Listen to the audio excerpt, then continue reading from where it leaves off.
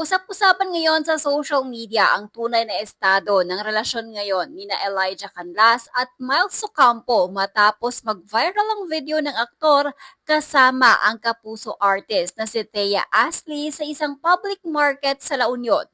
Dahil sa naturang video, marami ang nagtatanong kung tuluyan na nga bang naghiwalay sina Elijah at Miles, lalo na't dati na silang nagkaroon ng hiwalayan bago muling nagkabalikan.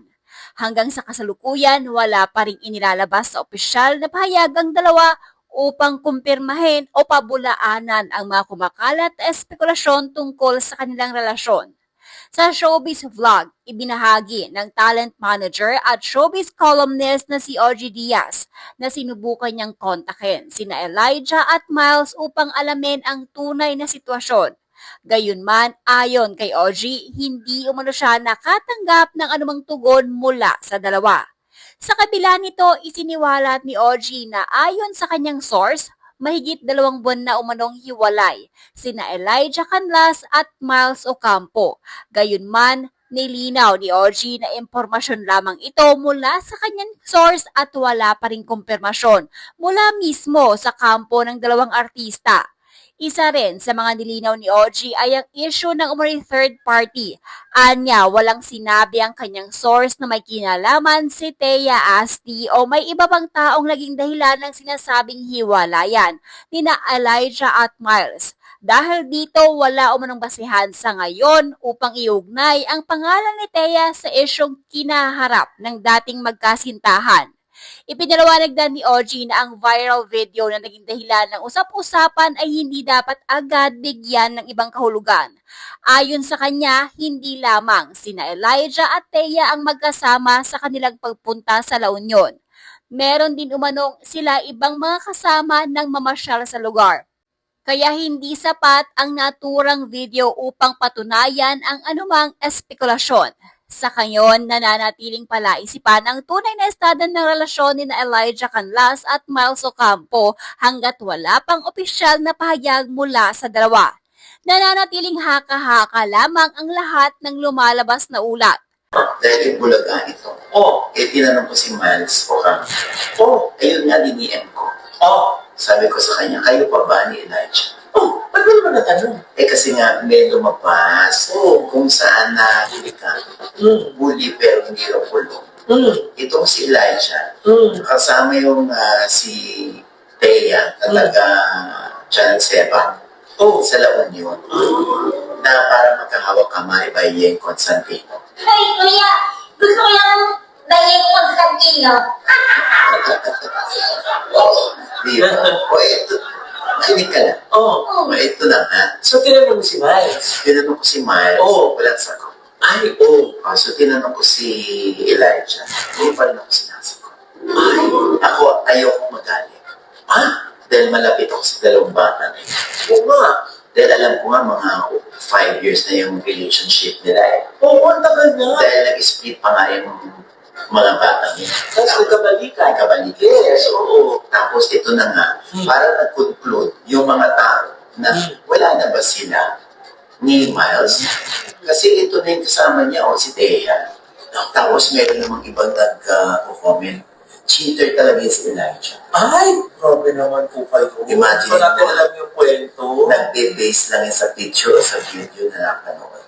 Oo. Ayan akala ng mga tao sila na. Nahuli lang na magkahawak kamay. Dahil Constantino. Ayaw nga man. Dahil Constantino. Kaya nga. Bahid mo muna yung sabon mo. Pag-agor. Naman mo muna kasi yung chewing-gum. Wala niya. Wala ba? Para kami store. Anyway.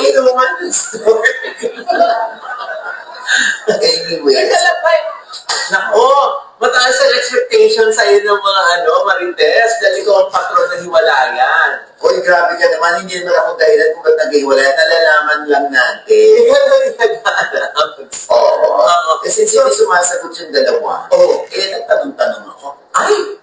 Ano ba nagtanong mo? Nag-survey ka? Yes. Na ito nga, sa La Union yan, hindi pa. Marami daw silang magkakasama doon, ng La Union. And then, parang yata, parang pinatatabi lang daw ni Elijah, si Thea. Nakunan na ng picture. Nasa chat na. Nakunan din ng video. Alam mo, enhance daw. Pero sabi ng aking source, matagal na raw magkaibigan yung dalawa. Kuya, di ba lang nagsisimula yan eh? Sa mga kaibigan ko. Tapos, jug na. Ay, ano ba ito? Ikaw talaga, Brenna. Ako mo naka-score lang si Janelle.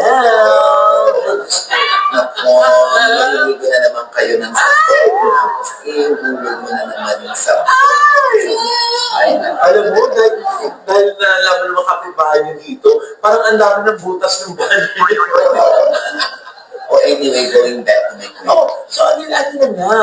So, tinatanong ko yung source ko. Ano ba? Si Miles pa rin ba si Elijah? Oh, Ang sabi ng aking source, confirm. na? Hiwalay na sina Miles Ocampo at Elijah Canlas. Kailan pa ba yan? Kanina na. Talaga? Hindi, ito na. Napaka-recent. Parang mga 2 months ago na sila. Oh. Sabi sa akin na, ang hirap kasi talaga, gusto ko malaman kung Elijah. Ayaw sumagot. Si Miles ay hindi sumasagot. Ay maghahanap tayo ng source. Yun na sabi ng aking source. Hiwalay na. Ay, bakit daw? Yan ang hindi natin alam. Hindi ko talaga alam kung anong dahilan na mahirap mag-invento. Pero sabi lang ng aking source, confirm pa hiwalay na sila. Kuya, wala mo talagang kinalaman dyan yung Thea. Wala, pwedeng itulak ng mga gusto magpilit na si Thea ang third party or nagkakamabot yan na si Thea at si Elijah. Diba? Pero, yun ang sabi ng aking source, hindi totoo yung Thea. Magkaibigan lang sila, pero ang totoo mamaulis, hiwalay na sila. Nakakasad naman. Kasi di ba nagkabalikan na, tapos ngayon naghiwalay na. Ganun talaga. No? Sana lang nagtapos sila bilang magkaibigan. O para yun, ano? Kasi mahirap yan pag split tapos deadmaan na kayo. Pag nakita kayo, iiwasan kayo. Di ba mas maganda na pinag-uusapan niya at sana ay ang maisave lamang ay ang friendship.